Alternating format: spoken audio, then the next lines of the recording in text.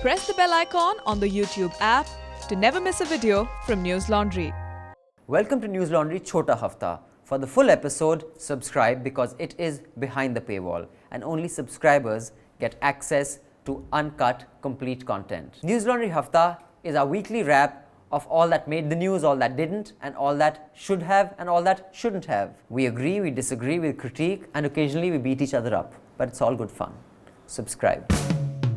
This is a News Laundry podcast and you're listening to NL Hafta. अंग्रेज अपना लगान और न्यूज लॉन्ड्री अपना हफ्ता कभी नहीं छोड़ते. Welcome to Hafta. I'm Abhinandan Sekhri and with me on the panel today is Manisha Pande. Hello. Madhu Trehan. Hi. Hey Madhu, after a long time. Oh no, Madhu wasn't here last week, was she? No, she wasn't. Yeah, after 3 weeks. 2 weeks. Stop marking absent for nothing. Correct. Marking absent for nothing. But अरे यहाँ पर चिट्ठी we keep आ रही getting है. mails. Keep Abba, no where need is for a Madhu? hafta without No Madhu, Madhu. no hafta. Yo, Raman Kirpal, our managing editor.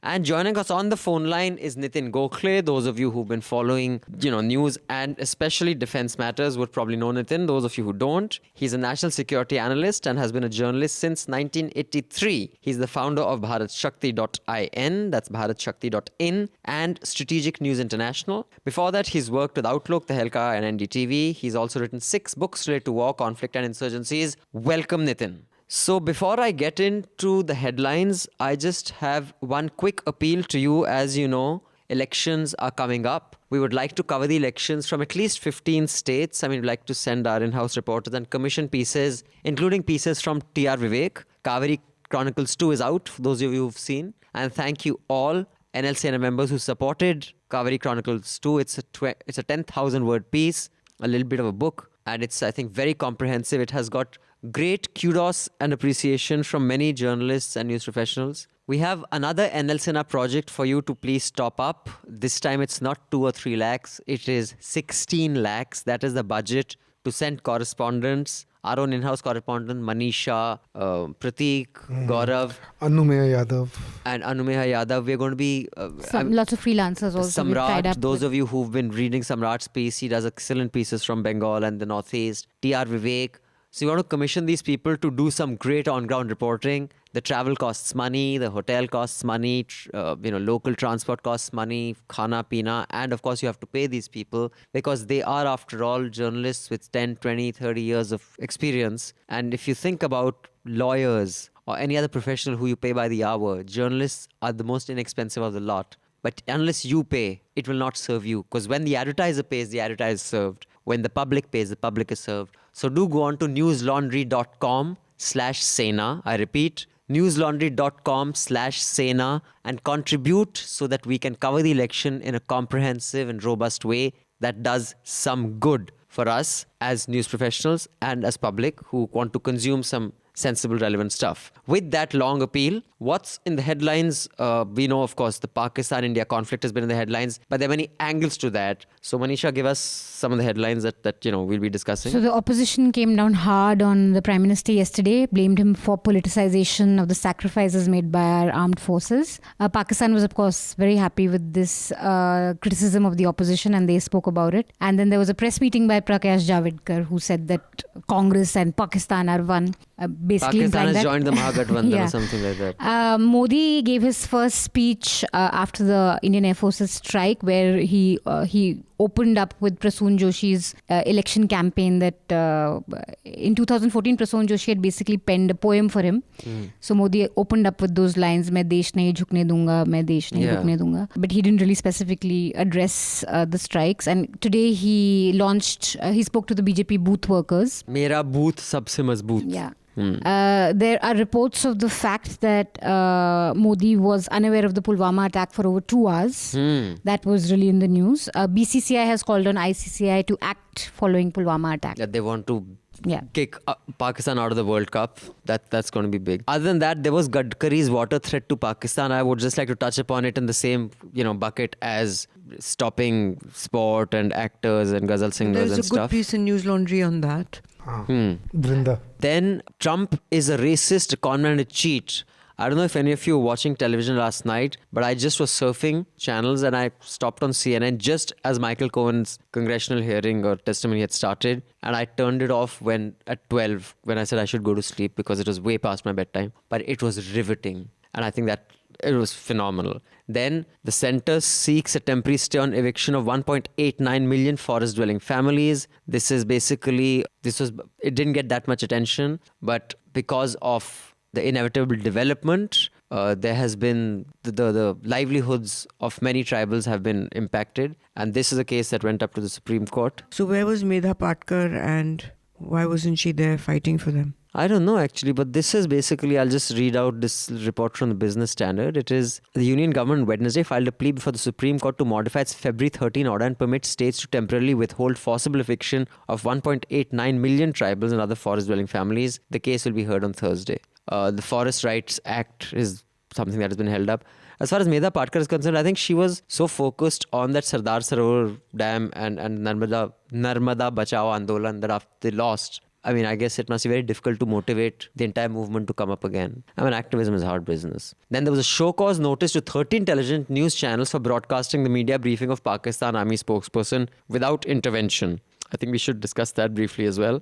And it's the Supreme Court to hear the petition on Article 35A. And I'd like to discuss this in the context of what is happening in Arunachal Pradesh, where there has been such violence. In fact, the Deputy Chief Minister's house was burned down and 2 people died. We'll tell you a bit of what's happening there. That hasn't got any news because it's been, everything's been about Pakistan and India conflict. And finally, the Caravan article that came out last week on Thursday when we were recording. So we couldn't discuss it. But until the Pakistani strikes, that article caused major prime-time debates. In fact, Republic took that up as a prime-time debate. Chalo, Caravan ko. Yeah. They did what News Laundry does really to riled Republic. up people.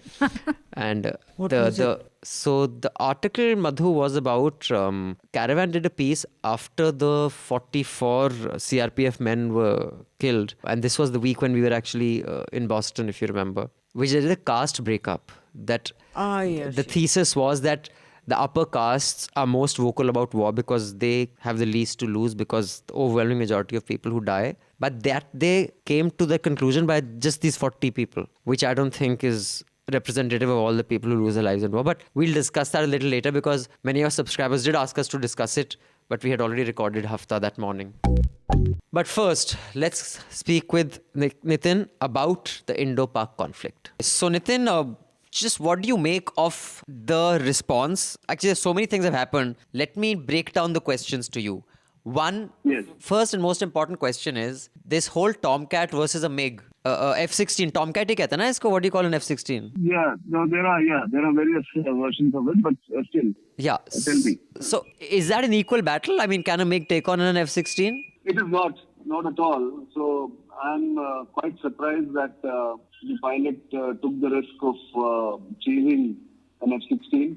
But perhaps he was emboldened by the fact that the Sukhois were also there in the package, the combat air patrol, and therefore, and it's very difficult to now sort of sit on judgment later because at that point in time they are flying at about 750, 800 kilometers an hour, and therefore he would have just in the Josh gone and taken over the role of trying to chase this fellow or trying to get him as he was trying to intrude into India. So it's not an equal battle, that's for sure. So now the optics of this, I mean, from what I'm seeing of the international media, because I also weigh in on this. I mean, right now I consider both the Indian media and the Pakistani media completely incredible is not the correct word, non-credible, because everybody's payloading anything. Incredible also. They're incredible. The optics, so, you see The Guardian, or you see Al Jazeera, you see CNN, you see BBC. Where is the evidence? Like Ram Madhav tweeted 400 dead. Some sources payload. Officially, the government said we don't have no details, but unofficially, all the very willing media carried numbers like 300. I mean, seriously, I myself want to know, we should see one body at least. So, I mean, do you believe this number? Because all the video that has come out of that. I can't really, put a figure to what happened there. In fact, as far as I know from Air Force sources who may not have taken part there, but who know what happened. The clouds were very low in any case, and it was dark, so it would be difficult to have any real pictures in terms of what normally they do when they've done something similar in, say, Kargil. They would have had some infrared. In Kargil, in fact, on Tiger Hill, they had killed some 200 odd chaps with the Mirage. So that video I've seen. But here, I mean, they at least have not released anything. Pictures are difficult to obtain. So I won't put a number to it. But to me, the significance of the strike was not in the numbers. It was about crossing the red line in the minds, in the strategic calculus, where it was told to the Indian strategic thinkers and military leaders that you cannot cross the LOC. You cannot get into Pakistan. That's escalatory for two nuclear-armed nations. And therefore, the significance of this is the redrawing of the red lines, both in the mind and in the planning. Exactly. Planning of any military strike. Yeah, I think that's so true because, I mean, the message that would go out is that you do this, we have no hesitation flying across and dropping bombs. But I think that got completely lost in this habitual lying that, has become such a subcontinental thing. Sorry, anyone else wants to come in? We have 3-4 other things to, talk about as far as the... Yeah, go ahead. Yeah, so I was saying that to me, that is the significant part of this decision to go across. Rest of it is a matter of detail which the government must see to it that, some credible evidence is presented if these numbers are being trumped up by many channels. I have refrained from talking about any numbers because I don't have any proof or any evidence really on this.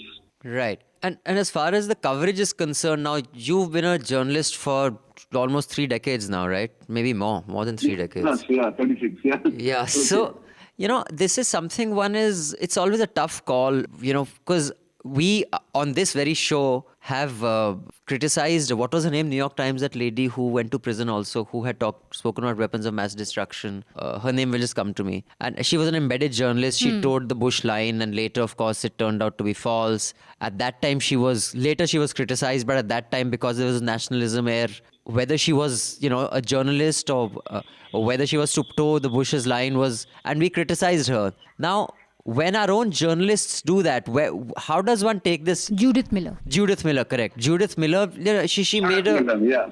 I mean, she was a laughing stock the world over within America, but at that time, no one contradicted her because it was shortly after 9/11 and everyone had to do the right thing. But now she's a discredited and disgraced journalist. How does it work? I think, my line on this, or my sense in this is that we are ourselves as an industry, as a profession, to be blamed for the state of affairs that we are in. Because we don't insist on due diligence, checking, cross-checking, double-checking. Our editors just go with the flow. In fact, that was one of my challenges when I was with TV, that, I used to be told, but that channel is carrying this. Why are you not, competitiveness, competitive, me first, breaking news. And more than that, I think editors not willing to groom people, reporters. Or not willing to take a contrarian stand in doing what they think is right or should be right, but going with the flow. I think that is the bigger issue, and we should look at it more seriously rather than, of course, this is worrying what you're seeing as far as these highly inflated figures being given. Now, staying with the Pakistan thing, this is one big problem that I have with just how this is being handled by the government. And I think it's become like second nature. Now, I don't know whether it's this government or it's the age we live in. That say anything, it doesn't matter whether it's true or not. Matlab kuch bhi pel do. And that has become a hallmark of this government when it comes to GDP data, when it comes to any economic indicators. Ruchir Sharma has said that people have stopped taking Indian data seriously internationally. In that, in Business Standard there was a piece, I think. But I have said that on Hafta, when I had come back from an overseas trip and I was talking to one of the directors of a really large international financial organization, they said the same thing. And I'm talking about 1 year ago, that we don't take Indian data seriously anymore. It was like that with China. We would just take the general data of that Southeast Asia ka le liya, project kar do, but their data is not credible. And I think the government has got so used to the media not questioning them that they thought that would work here also. Like when one of your planes has been shot down and you go out and say that all our planes are accounted for. How could you? And then What NDTV is- lapped it up and said Every that. television how channel can it lapped be it so up. quick? Firstly, you How can't. can you be so... What, you think it will not come out that one of your planes has been shot down? Or you say 300 dead and you cannot even show one dead body? And You know, it's your man, it's your person, yeah, who's in enemy territory. How can it's you... just basic. I mean, and the thing is, any critical media would have roasted this government Yeah. for saying, how the hell did you say none of our men has gone missing when one of your men is Why there? did you put it up? So had the video not come out, they would have maintained कि हमारे तो सब ठीक है. मतलब और आप देख लो भक्तों को दिल से नहीं ये सरकार तो बहुत अच्छी है. मतलब इस हद तक वो गिर जाते हैं कि कुछ भी पेल दो, and because of channels like Z, Republic, Times now, they feel that they don't know any explanation. Say anything, Yeah. and we'll lap it up. This government has been largely unaccountable on every issue. On whether it comes to the farmers or whether it's giving the handouts or whatever, it's really been unaccountable. Even in something like demonetization, there was no accountability. It was just done arbitrarily without explanation. He didn't speak to the nation. He didn't explain why. He just gave amiron ko dikhate hain kya hota hai. And it was remarkable that when he was in Japan when demonetization took place, and he was clapping and laughing and saying, "Ab amiron ko sikhate hain." And then when he came back, and then all the lines and all the pain and torture that the ordinary man went through sunk home, then he sobered up a bit. So I think this government has, one, gotten used to unaccountability, and two, lying. And because of that, they lie because of the two are intertwined. Exactly, because no one questions. Yeah. No one's questioning them on it. And in fact, there has to be so many questions after Pulwama. We've lost close to more than 50 people from CRPF, Army, Air Force also.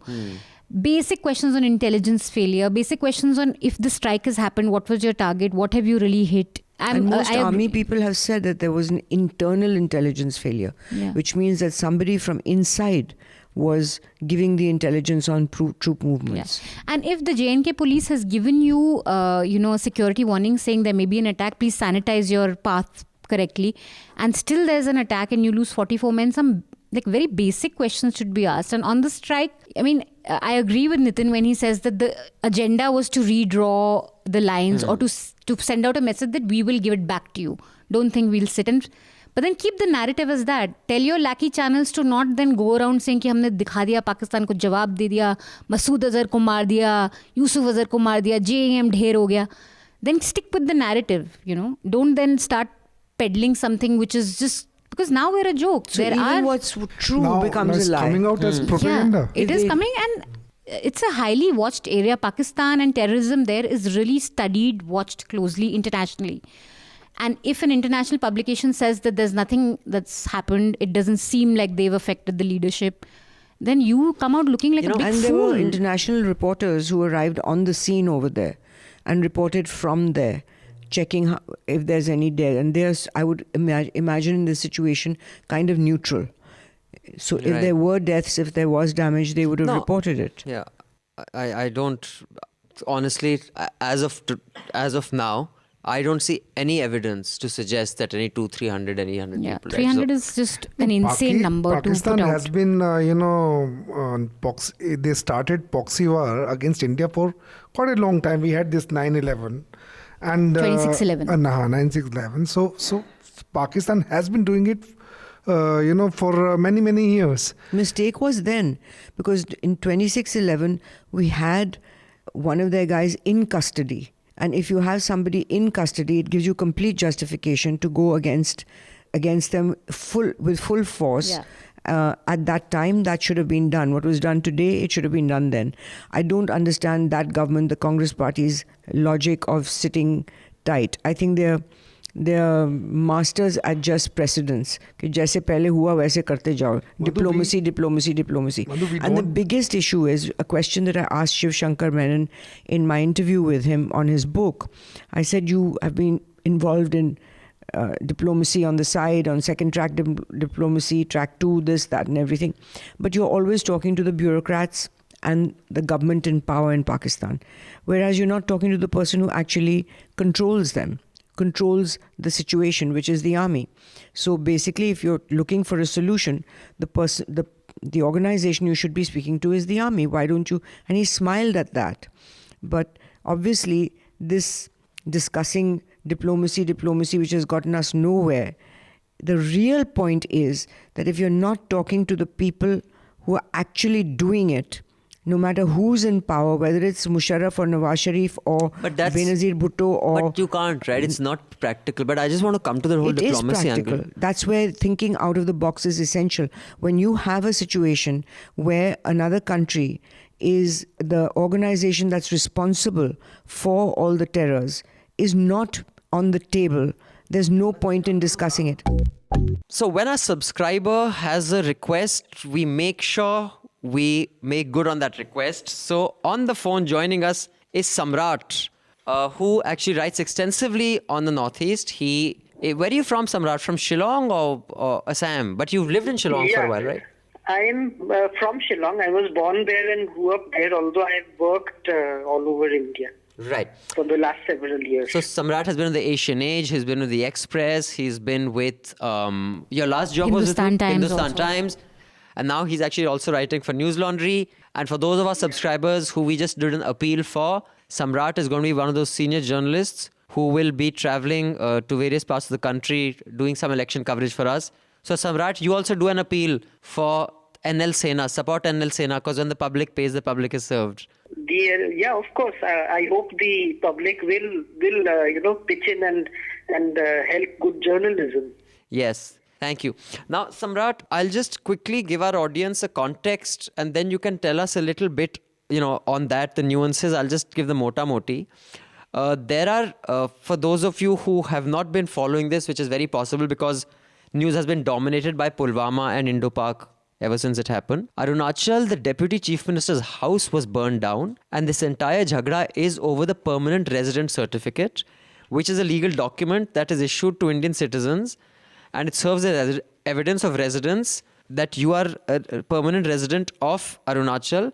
And now the BJP-led government is considering to expand this to communities living in Namsai, Changlang, Gorkhas living in Vijayanagar and others that, Samrat can tell you. And this has not gone down well with the local tribes who say it, will create problems and outsiders will come in. Which also on a related note is the same week when Section 35A that prohibits outsiders from buying property in Kashmir also is coming up in conversations. So as far as Arunachal is concerned, I know Arunachal because I shot one of the most beautiful episodes of my television series there in the monastery of Tawang. And I remember we went to sleep at night and there was no snow. And I woke up in the morning at 4 o'clock for the morning shot and it had snowed. So in the central courtyard of the monastery, it was this white sheet and we rolled the camera and this one monk just walked and there were these footsteps. It's the most beautiful monastery you've seen. But coming to the non-beauty of it, what's happening there and why is it significant, Samrat? It's basically, from my perspective, it's just yet another manifestation of the insider-outsider divide in Northeast India, which I've been talking about for a little while now. And it's just come back in a very big way of late all over the Northeast with the NRC and citizenship issues. This particular instance, the PRC instance, is not directly related to NRC and citizenship, but the politics is along the same lines. So, in this instance, as you mentioned in your introduction, it's a permanent residence certificate for 6 communities which are considered not indigenous tribes of Arunachal Pradesh. So they are mostly tribal communities, which out of the 6, except the Gorkhas, the others are the Mishing, the Moran, the Deori. So these are tribal communities. And, they would have, and they're from the neighborhood. They're from Assam, but the parts of Assam which are close to Arunachal Pradesh or bordering Arunachal Pradesh, essentially they're from the north bank of the Brahmaputra, from areas very close to these same places that are within Arunachal borders. But this is such a, it's such a volatile issue that, I don't want to sound like this Raj Kapoor ki city boy goes और गांव के लोग इतने भोले होते हैं, none of those. But Arunachal didn't really, when I go to Kanpur, I'm ready to be shot. If I go to Gurgaon, I'm ready to be beaten up. I don't get that feeling when I went to Arunachal and I've shot there extensively. Because you went to a monastery, Tawang No, mein kaun? I didn't paradrop into the monastery. No, I spent some time we drove there from bloody Bengal for heaven's sake. So it doesn't seem like a kind of place which I would imagine would burn the chief minister's house down, the deputy chief minister. Why did it reach such a level? See, this sort of politics is actually, you may not feel it when you go there to visit, but it's actually there. The politics of indigeneity is very much there. Tribal rivalries, inter-tribal rivalries, tribal, non-tribal divide, these are actually big things. Tourists don't, they're not fair game. It's the people who are there who want to live there. How civilized. They don't beat up tourists, just each other. Because tourists are going to come and, say good things and pay them money. So why would anybody go after tourists? So that's, that doesn't happen. But it's there. It's there in the politics. It's there to different extents and, occurs with different frequency in different parts of the Northeast, but it's always there in the politics. If you as a in tourist... this particular instance, however, let me also add that in this particular instance, there were allegations from the government that, from the state government that the Congress was supporting this. And they were supporting these protests. Was basically an attempt to sort of destabilize the current BJP government in Arunachal. I see. Anyway, this piece in the Caravan is called Urban Upper Castes Driving Hindutva Nationalism Have Little Representation Among Pulwama's Slain Jawans, written by Ajaz Ashraf.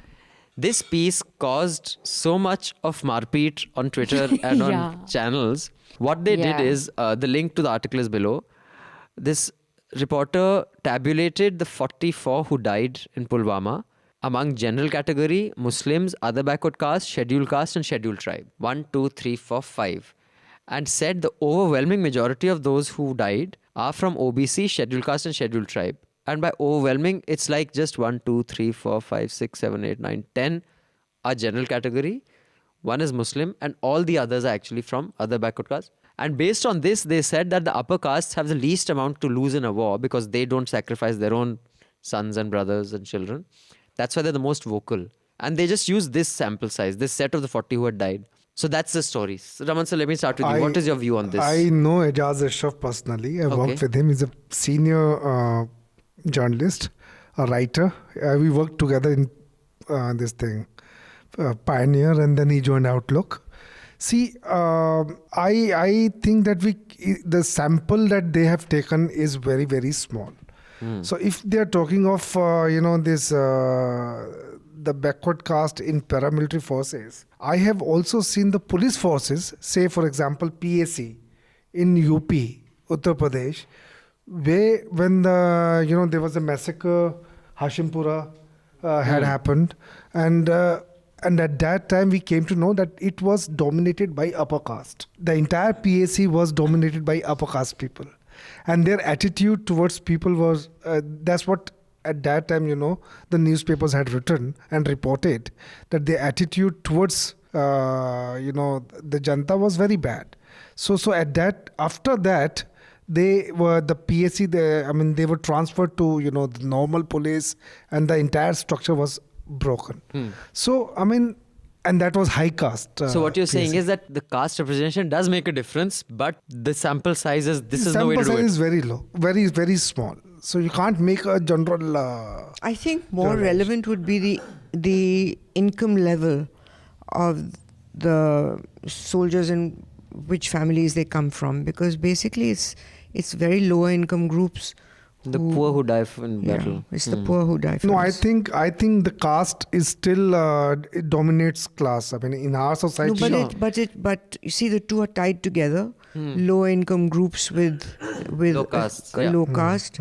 So this is their opportunity to get out of it. Yes. So that's why joining. So I think that it's very simplistic to just narrow it down only to caste. There's so many other factors involved. Manisha, your view? I think the article borrows its narrative from what we've seen in the American media after the Iraq war. I think in Fahrenheit 9/11 also he makes a mention of how it's black soldiers or brown people who fought America's neo-imperialist whatever was.